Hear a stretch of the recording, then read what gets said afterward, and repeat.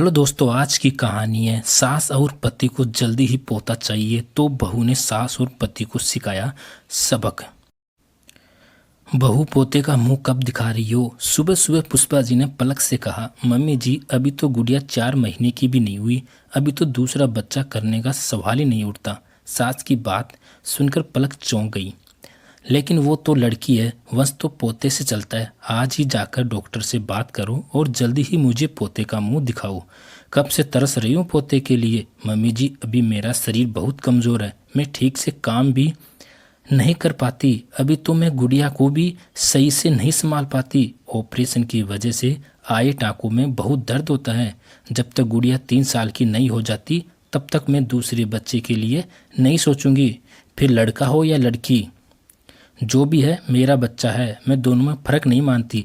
पलक ने दृढ़ स्वर में कहा। देखो तो कैसे जुबान चला रही है बड़ों के सामने। यही संस्कार दिए हैं इसके माँ बाप ने। नितिन, तू आज ही इसको लेकर डॉक्टर के पास जा, ऐसे तो ये तेरा वंश आगे बढ़ने ही नहीं देगी। जब तक तेरा बेटा बड़ा होगा तो बूढ़ा हो जाएगा। समझा इसे? इसे कोई समझ नहीं अभी। मम्मी जी, कैसी बात कर रही है आप? बच्चा किसको अच्छा नहीं लगता, लेकिन इतनी जल्दी? कम से कम पहले बच्चे से शरीर में जो कमजोरी आई है वो तो भर जाने दीजिए। ऐसे तो दूसरा बच्चा भी कमज़ोर पैदा होगा जब उसे गर्भ में ताकत ही नहीं मिलेगी। और इस बात की क्या गारंटी है कि दूसरा बच्चा लड़का ही होगा? अरे पलक, क्यों इतना बहस कर रही हो?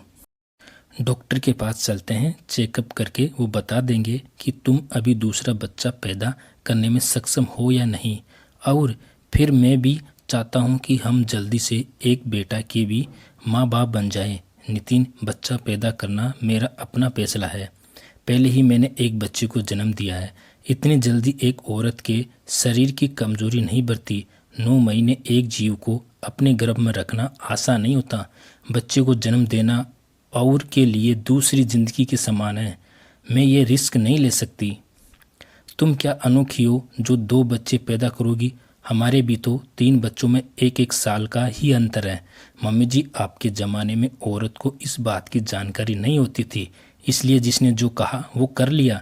लेकिन यह मेरी ज़िंदगी का एक बड़ा फैसला है, मैं अपनी ज़िंदगी दांव पर नहीं लगा सकती। लो जी, अब तो हम अनपढ़ गंवार हो गए, यही एक समझदार आई है।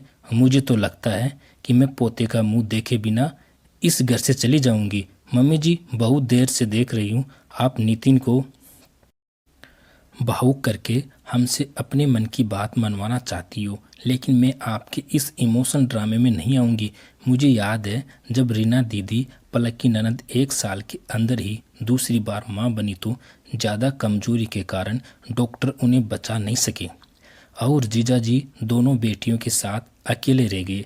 उन्होंने भी बेटे की लालसा में दूसरा बच्चा 1 साल में कर लिया, लेकिन ना तो बेटा हुआ और ना ही दीदी को बचाया जा सका।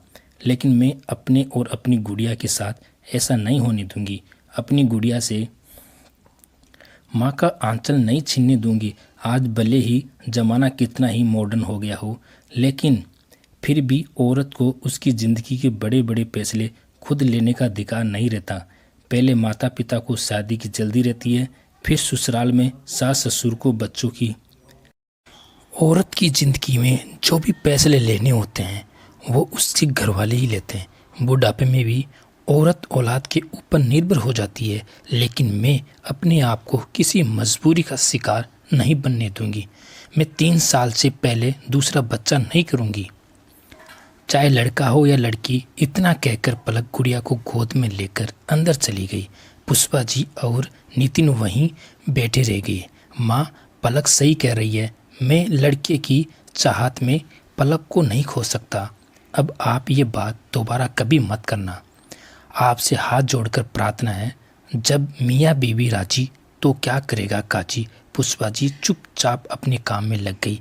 हर घर में ऐसी कहानी आपको देखने को ज़रूर मिल जाएगी। दोस्तों, ये कहानी आपको कैसी लगी कमेंट करके ज़रूर बताना।